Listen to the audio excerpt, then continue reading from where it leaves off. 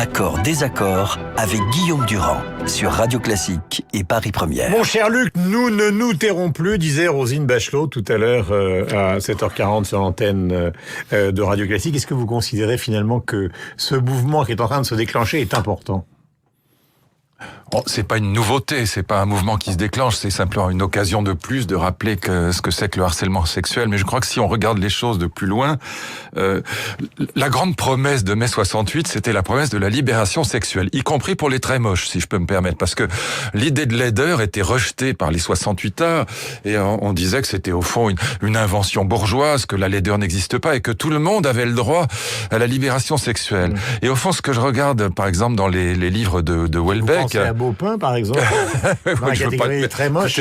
Cessons de l'accabler. Je crois qu'il doit être rentré sous terre. Bon, mais oui, il me semble que ce que décrit Houellebecq très très bien, d'ailleurs, de manière extrêmement honnête, avec un certain courage. De la lutte, c'est le drame absolu du type extrêmement moche qui n'a que le choix, si je puis dire, entre la prostitution la plus sordide, et c'est ce que Houellebecq décrit parfaitement. Moi, ça m'horripile, mais bon, au moins il a le mérite de raconter la chose telle qu'elle existe dans la réalité. Alors, ou si le type très moche a un peu de pouvoir, eh bien, évidemment, c'est pas la prostitution. En tout cas, c'est pas seulement la prostitution, c'est le harcèlement sexuel. Et ce qui est détestable dans l'affaire, c'est pas simplement le harcèlement sexuel, c'est la liaison. J'ai posé la question à Bachelot tout à l'heure. Oui. Elle m'a dit, mais pas du tout. Ah si, tout à fait. Au contraire, enfin, je suis désolé d'être en désaccord avec ma copine Roselyne, mais vraiment, je trouve que c'est tout à fait Houellebecqien comme histoire, parce que, évidemment, quand on a un peu de pouvoir, et c'est ça qui est détestable dans cette affaire, enfin, voilà, jugeons pas les choses de l'extérieur, mais enfin, tel qu'on la rapporte dans la presse, hein.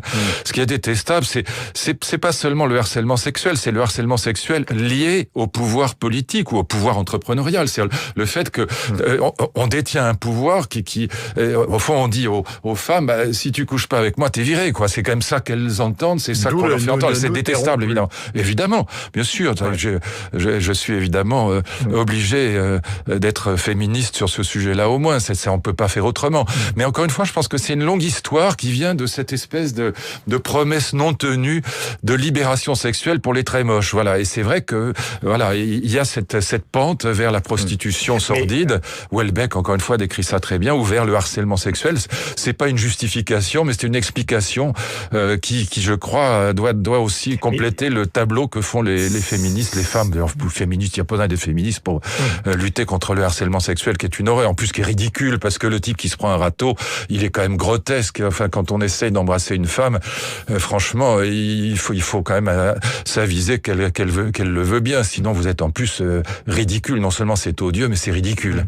Est-ce que, si on prend un peu de recul, on peut envisager, parce qu'il y a deux choses, hein, vous l'avez bien dit depuis le début, il y a le harcèlement sexuel qui est effectivement totalement condamnable, mais il y a aussi un mouvement puritain des rapports hommes-femmes qui a envahi la société, par exemple, anglo-saxonne. Ah, ou canadienne, c'est au Canada que c'est le pire, oui. Ou au Canada, où vous avez, par exemple, à New York, le fait de se faire draguer quasiment inexistant. Pour une femme aujourd'hui. Oui, et là, justement, j'étais tellement les risques sont importants. Avec des femmes qui me disaient qu'évidemment, elles étaient complètement hostiles au harcèlement sexuel, mais il y en a une qui me disait de manière très drôle.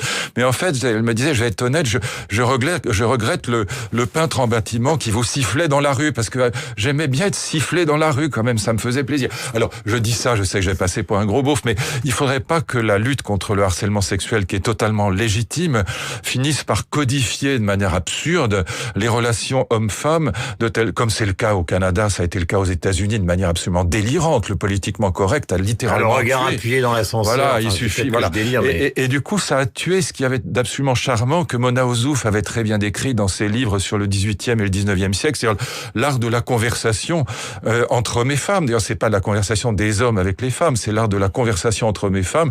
Ce jeu de séduction est évidemment tué par le féminisme délirant qui a sévi aux États-Unis et au Canada, où on n'avait absolument plus le droit de faire le moindre compliment à une femme était perçu comme du harcèlement sexuel. Je prends un exemple. Vous avez été, par exemple, le ministre de Jacques Chirac. On peut pas dire que Jacques Chirac... Non, c'était pas féministe, oui. Voilà. En effet, ça m'a pas échappé. Où va s'arrêter le procès? Ah, c'est très compliqué, parce qu'on passe très facilement de l'autre côté du cheval. Et c'est ce qui est arrivé au Canada, où, par exemple, j'ai déjà cité cet exemple, mais il est tellement frappant, parce qu'il est vrai, les Women's Studies, donc les études féminines, féminine. Donc les féministes militantes dans les universités avaient créé des ovariums de philosophie pour ne pas créer de séminaire de philosophie, parce que séminaire c'était viril et mâle et macho, et il fallait parler d'ovarium. Et en effet, on était obligé de laisser les portes ouvertes partout dès qu'on recevait une étudiante, parce que on risquait d'être accusé de harcèlement sexuel pour un oui ou pour un non, et ça tuait complètement les relations. Enfin, ce qu'il peut y avoir de charmant dans les jeux de séduction, enfin dans Beaumarchais, voilà. Et donc tout ça est évidemment compliqué, parce que ces femmes ont bien sûr raison, mais passer de l'autre côté du cheval est vite fait.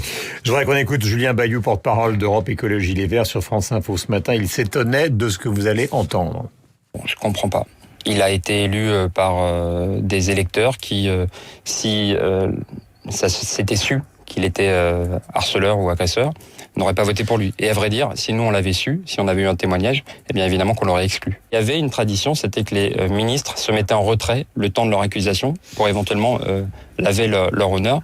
Je ne comprends pas que l'Assemblée n'ait pas un dispositif pareil. Voilà, déclaration donc Julien Bayou, le porte-parole d'Europe Écologie Les Verts, qui ne comprend pas que Denis Baupin ne soit pas écarté de son poste de député à l'Assemblée nationale. Autre sujet de société, l'évolution des rapports entre le pays et la police. On a connu donc au moment de Charlie Hebdo, et on a même entendu la chanson de Renaud qui s'étonnait sur le fait qu'il allait embrasser des policiers. Puis là, tout d'un coup, on a l'impression que ça rebascule dans l'autre sens, puisqu'on a vu des jeunes gens tabasser un flic et que les manifestations de policiers vont avoir lieu. D'ailleurs, il y a une semaine sociale extrêmement chargée. Comment se fait-il qu'on soit passé de la découverte du bienfait de la police à de nouveau la haine de la police en si peu de temps ? Oui, là encore, c'est pas nouveau. C'est un petit retour 68 heures à nouveau. C'est vrai que c'est pas obsédé. C'est CRSSS qui revient. Voilà, qui est quand même le slogan le plus débile, pardon, j'allais dire autre chose, de toute l'histoire de l'humanité. Si Hitler avait été partisan et membre des compagnies républicaines de sécurité, c'eût été la meilleure nouvelle du monde, notamment pour les Juifs. Et donc, accuser les CRS des SS, c'était le slogan le plus débile de toute l'histoire de l'humanité, parce qu'à la fois, on sous-estimait le nazisme gravement, et en même temps, on accusait les CRS de quelque chose d'absurde. Bon. Et donc, la police, elle est au service de tous les gouvernements et de la République. Mais là, l'argument, c'est la police est au service de l'ordre libéral qui nous oppresse. Non, mais ça, c'est absurde. Oui, si on était dans un pays totalitaire, ces gens-là seraient flingués à la mitrailleuse lourde. Ils se rendent pas compte de la chance qu'ils ont d'avoir cette police qui est admirable, qui se tient remarquablement, qui résiste à tous les pavés, qui résiste aux crachats, qui résiste aux insultes, avec un sang-froid extraordinaire. Mais on n'a pas changé. Moi, j'ai absolument pas changé. Qu'est-ce qui a changé? Ne confondez pas cette absurdité. Les gens qui ont embrassé mais parce qu'il y a toute cette démagogie médiatique autour de Nuit debout. Mais c'est une invention médiatique. Du lendemain de Charlie Hebdo. Non, mais attendez. Les gens qui applaudissaient dans la rue. Mais vous dites, vous confondez l'ensemble de la société confondre l'ensemble, comme si c'est l'ensemble de la société qui avait changé, alors que c'est une bulle médiatique, cette petite chose qui est Nuit debout, que la presse a quasiment inventé de toutes pièces, parce que si on n'en avait pas parlé autant, cette chose ridicule n'existerait pas. Et donc, c'est pas, si vous faisiez un sondage aujourd'hui, et vous allez voir un peu les résultats du côté du Front National qui va encore augmenter. Si on faisait un sondage sérieux dans l'opinion publique sur est-ce que vous êtes pour les flics ou contre les flics, je pense qu'on aurait 90% des Français qui sont scandalisés par ce qui se passe, par les casseurs et par cette haine grotesque des flics dont on a évidemment besoin. Moi, je suis 100% de leur côté, je les admire. Pourquoi Nuit debout redémarre? Pourquoi Nuit debout ne s'éteint pas? Parce que le feu médiatique est formidable. C'est une question de si, c'est 90% de feu médiatique, et puis par ailleurs, il y a toujours eu un fond de gauchisme. Vous avez vu ce malheureux Finkielkraut qui a été un très grand révélateur de la réalité de Nuit debout. C'est du fascisme rouge. Et donc, on a affaire à cette espèce de fond. Gauche. Mais bien sûr, c'est ce que dit le fascisme rouge, c'est ce que j'appelle le fascisme. C'est pas la même chose. Ah si, c'est le fascisme rouge, l'extrême. Le fascisme brun, c'est le nazisme, et le fascisme rouge, c'est l'extrême gauche. Ce sont des catégories qui avaient été d'ailleurs inventées par les conseillistes dans les années 20, que je reprends là. Elles sont avérées dans l'histoire de l'autogestion. Elles sont très intéressantes. Et on a affaire en effet aux résurgences du gauchisme avec le slogan CRSSS qui revient. Oui. D'accord, mais parce que pour les c'est ridicule, c'est grotesque, c'est infinitésimal. Je reprends l'argument de l'invité de Nicolas Piron tout à l'heure, qui semble être un excellent économiste, qui dit au fond pour les jeunes d'aujourd'hui, le fait que la démocratie libérale ce soit la seule solution engendre mélancolie et violence, puisqu'évidemment il n'y a plus de choix. Mais cette phrase phrase est tellement grotesque déjà en elle-même. Les jeunes, mais arrêtons d'insulter les jeunes. Mais c'est une toute petite partie. Arrêtons d'insulter les jeunes. Les jeunes sont pas tous débiles mentaux. Donc arrêtons d'insulter les jeunes. C'est comme si on disait les Français, ou les Allemands, ou les Juifs, ou les Arabes. On n'a pas le droit de globaliser comme ça. C'est pas les jeunes. Il peut y avoir l'existence d'une minorité qui considère que... C'est une toute petite minorité. Oui, d'accord. Voilà. Mais parlons donc de cette minorité. Toute petite... Alors, comme les journalistes n'ont pas grand-chose à dire dans la période, depuis un mois et demi, parce que c'est un peu de nouveau. Non, je vous écoute, mais enfin, quand même, c'est une bulle médiatique. Comme ça a toujours été le cas. Bien sûr. Le vomissement de la démocratie libérale. Bien sûr. De votre point de vue, absurde. Oui, bien sûr. Mais remonter 40 ou 50 ans en arrière, c'était pas une minorité à l'époque, c'était une majorité. Le Parti communiste, quand j'étais gamin, était à 28% aux dernières législatives. Et puis, il y avait en plus les maoïstes, les trotskistes. Donc, la vérité, c'est que cette petite fraction qu'on retrouve à Nuit debout, encore une fois, de fascisme brun, et donc Finkielkraut en a été le révélateur, parce qu'on a vu à quel point ils étaient tolérants, ouverts et démocrates. Eh bien, cette petite fraction, la vérité, c'est que par rapport à il y a 40 ans, elle a diminué, elle a été divisée par 50.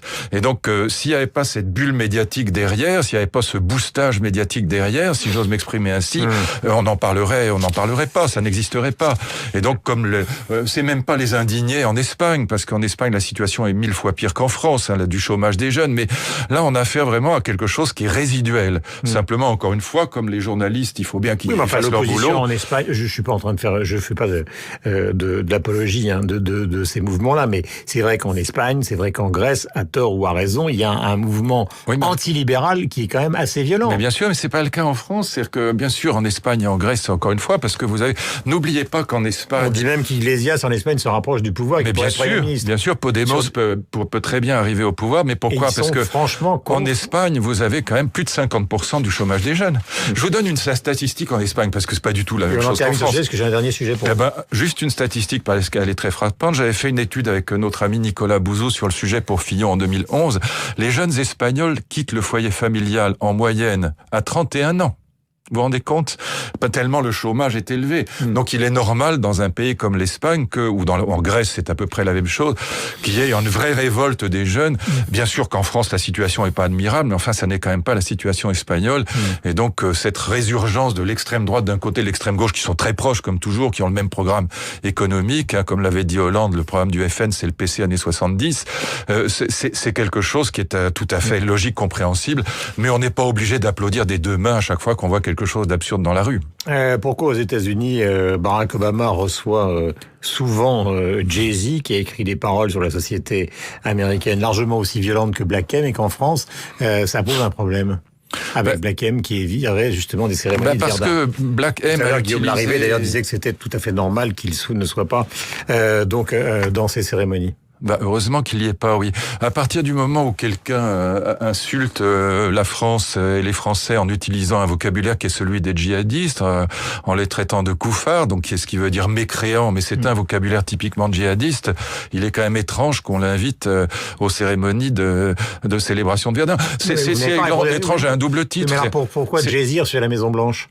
Non, mais parce qu'il a tenu sur la société américaine. Le rap américain, au fond, c'est une espèce de fiction qui a été beaucoup plus violente sur la société américaine que ce que racontent les Français sur la société française. Il y a un passé raciste américain qui est quand même une réalité extrêmement récente. Enfin, souvenez-vous des révoltes contre les premiers petits noirs qui rentrent à l'université en étant 67, 68, 69. Souvenez-vous, on a connu ça. Bon, et donc là, on est en France, on parle de Verdun, on parle de l'histoire de la République et de la guerre entre la France et l'Allemagne. Et donc, qu'est-ce que vient faire là-dedans? C'est pas simplement quelqu'un qui insulte les Français dans un vocabulaire djihadiste, mais que vient faire là-dedans l'idée de festivité? Alors, pour le coup, moi, je suis pas un fan de Muret, mais c'est pas le problème. Pourquoi on a besoin de faire un concert pour ça? C'est Homo festivus festivus de Muret. Enfin, qu'est-ce qu'on a besoin d'aller amuser le client avec un concert débile pour faire plaisir aux jeunes? C'est pas l'objet de la célébration de Verdun. Et donc, j'entendais apparu tout à l'heure. Non, quand on a fait une connerie, on la répare. Derrière le Front National. Mais c'est la censure. Oui, mais alors, ça, c'est la lampe de caoutchouc. Il dit, fallait pas l'inviter, mais fallait pas annuler. Non, quand on a fait une connerie, on la répare. Et donc, il fallait pas l'inviter, donc il faut annuler. Et donc, moi, je suis pour cette annulation. On n'a rien à faire de concert pour célébrer Verdun. C'est pas une fête joyeuse. Et donc, on n'a pas à faire un concert et on n'a pas à le faire avec quelqu'un qui insulte les Français. Montebourg vous intéresse? Non, pas du tout. Je pense que c'est en Un effet... mode beurré. Non, ça m'intéresse pas. Je pense que s'il y a quelqu'un Ça veut dire d'intéressant quoi? dans le C'est la paysage... C'est la roche de Solutré du pauvre, là-bas. Oui, du pauvre, et puis c'est pas l'Everest, hein, c'est 840 mètres, bon, donc c'est l'Everest du pauvre aussi. Non, ce qui m'intéresse à gauche, c'est ce qui se passe autour de Macron, comme tout le monde, on voit qu'il y a là quelque chose qui est quand même très intéressant, avec un personnage à la fois sympathique et qui représente une vraie... C'est votre sensibilité. Non, c'est pas ça, c'est que il se passe quelque chose à gauche avec Montebourg. Non, on revient en arrière, comme d'habitude, anti-mondialisation, voilà, avec la vieille gauche archaïque, la relance keynésienne par la consommation, le type qui a rien compris à l'économie. Bon, très bien, ça nous change pas de la gauche traditionnelle. Tandis qu'au moins avec Macron, il se passe quelque chose, et je pense que, évidemment, Montebourg est dans un état de jalousie abominable vis-à-vis de ce jeune collègue qui réussit mieux que lui, et qui en plus, il est aussi beau gosse. Voilà, donc... La jalousie, c'est un sentiment très puissant en politique, ne l'oubliez jamais, c'est un sentiment très très profond. Voilà, Andy Murray a battu Djokovic et Verstappen. Ah, la F1. Donc c'est la une de l'équipe, je sais que vous adorez la F1, donc je vous offre l'équipe ce matin. C'est gentil. Ça vous changera de Merci Kant, à vous. Hegel et d'autres auteurs remarquables qui ont marqué donc l'histoire de la philosophie, notamment la philosophie allemande au 19e siècle ou avant. Il est 8h57, nous avons rendez-vous avec la bourse.